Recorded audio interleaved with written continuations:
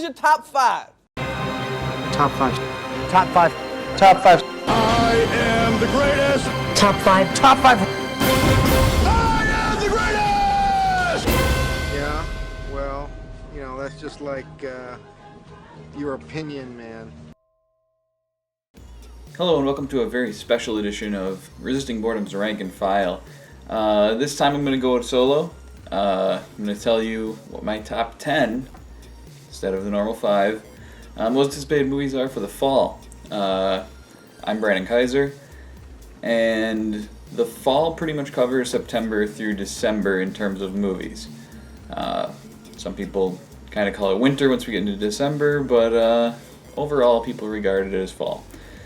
So, there's a ton of great-looking movies coming out this fall, and this was a very hard list to make. More than I thought. So, here we go. Number 10. I'm going to go with Steve Jobs. Danny Boyle's hit or miss for me, but like Fassbender, I'm interested to see what Rogen does in a dramatic role, and I am a huge fan of Aaron Sorkin. That's really the main reason why I want to see this, is I could listen to people read Aaron Sorkin dialogue as long as they know what they're doing all the time. And Jeff Daniels is in this, and we know from past experiences he knows how to read Aaron Sorkin dialogue. So, number 10, Steve Jobs. Number 9 is Joy. This is the David O. Russell, Jennifer Lawrence, Robert De Niro, Bradley Cooper movie. These three, well, pretty obviously have worked together before. And most of the time, it turns out great. Some people aren't huge on American Hustle, but I thought it was a pretty good movie. I enjoyed it. It just wasn't as good as Silver Linings Playbook, or as good as the hype basically had it. So, yeah. Anyways, Joy. Looking forward to it. Looks interesting. Number 8. Back-to-back Jennifer Lawrence movies here. Number 8 is The Hunger Games Mockingjay Part 2. This is the last one. I thought the Part 1 was pretty good. It was kind of a little slower paced, a little more setup. This is going to be the results. Looks like it could be pretty cool, with the whole city kind of being the location of a sort of Hunger Games. And I've never read the books, so I'm sure you're thinking I'm an idiot for now. But anyways, it looks great. Interested to see Gwendolyn Christie have 2 huge movies this fall. Maybe we'll get to more of that later, but we'll find out. So, yeah, looking forward to it. Just really want to see how it ends. Hopefully it's not a letdown like Harry Potter was for me. Number 7.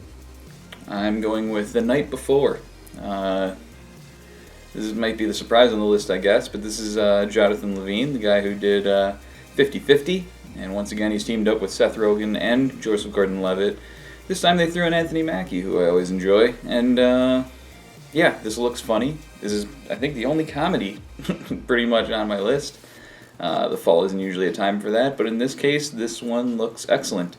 And 50-50 is awesome. If you haven't seen it, you should go see it. Rent it, buy it, whatever you need to do. So I can't wait to see what these guys do for a follow-up. And I thought the trailer looked great. Number 6, I'm going with Creed. That's right, the movie with the trailer that you think is Michael B. Jordan in a boxing movie, and turns out, oh wait, this is a Rocky spin-off. Yeah, he plays Apollo Creed's, I think son? I'm not even sure at this point. But anyways, it looks excellent. I really like Fruitvale Station, and that is Ryan Coogler, the guy who directed that, is doing this. It was Michael B. Jordan again. So we know that those two work well together, and basically, from what I hear, this movie convinced Sylvester Stallone to basically do this movie and allow it to happen. So, must have been pretty damn impressive, and yeah, just can't wait. Looks fantastic. Number 5 is The Revenant. This is Alejandro Inarritu, the guy who did Birdman last year, who won the Oscar and everything. He has a follow-up already. This time starring Leonardo DiCaprio and Tom Hardy, and this trailer is fucking badass. Alright? It is intense as shit. Alright? It makes me want to, like, take a bite into a thick-ass steak and punch a baby in the mouth. In a good way. It's fucking balls to the wall, fucking awesome, basically. It looks beautifully shot, and just, look. It's probably the frontrunner for the Oscar before anyone even sees it. So, yeah, looks great, can't wait, and I just hope it plays around here in a timely fashion where I don't have to wait forever. So, The Revenant. Number 4 is The Martian, another popular book turned into a movie that I haven't read, but I probably will after I see the movie, I guess unless I hate it. But it looks fantastic. It's kind of a sequel to Interstellar, is what everyone kind of looks at it as, but I guess it's not, even though it's Matt Damon stranded on a planet. It looks great, and it has a mixture of humor and seriousness and awesome-looking sci-fi shit. Ridley Scott looks like he's back. Can't fucking wait, and basically the dialogue I found really cool. Mainly I'm gonna have to science the shit out of this, because I say things along the line of, I'll have to math the shit out of this. So, yeah. When you speak my language, you have me interested. Plus, yeah, great cast. This is one of the best casts I've ever seen in a movie, and that's The Martian, and can't wait.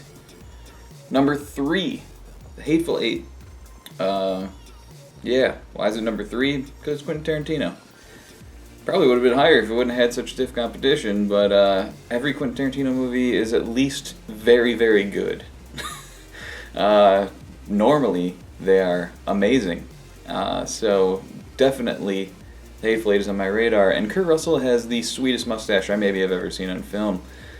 But yeah, again, phenomenal cast. It's only a, 8 or 9 person cast to begin with, and they're kind of stuck in a cabin from what we gather, and yeah, I just want to hear all these people speak the language of Quentin Tarantino and see what kind of crazy shit happens in this cabin. Yeah, I don't need to say anything else. It's Quentin Tarantino. That's why it's 3, The Hateful Eight. Number 2 is Spectre. Yeah, we're getting into the big ones now. Of course, this is the new James Bond movie, and they took Christoph Waltz from Quentin Tarantino this time, put him as the villain.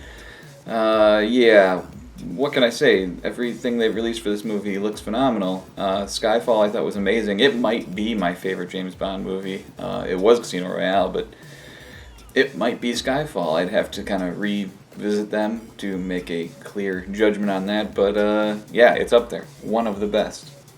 Sam Mendes returns from Skyfall, so of course I'm excited to see what he does for a second James Bond movie. I mean, not a lot of guys come back for a second one right after it, so should be great. And as a surprise to absolutely no one, number 1 is Star Wars The Force Awakens. Yeah, obviously I'm a little biased, and so are millions and millions of people. Yeah, this is the biggest movie of the fall. This is the biggest movie of the year, frankly, and yeah, love JJ.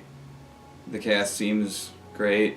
The ones I know, at least, are great from what I know. And yeah, it's Star Wars. It looks awesome. It should be fantastic. I don't know what else to say. Look, you want to see it. This is your number 1 too, probably. So, there you go. No surprises here. Number 1 is Star Wars The Force Awakens. So, hope you enjoyed this list of the top 10 most anticipated movies of the fall of 2015. Maybe a few surprises, but not too many. This is pretty standard. But there are a ton of movies I didn't even mention. Black Mass, Legend, Good Dinosaur. There's a ton of great movies coming out this fall. You should have plenty of opportunity to go to theater to see something great. Hopefully they all become amazing movies, but some of them probably will disappoint. Anyways, be sure to like and subscribe. Comment below. Tell me what movies you're excited for. Yeah. So, we should do this again sometime.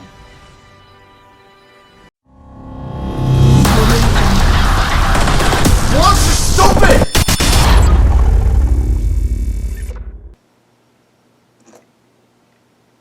Creepy. It's creepy that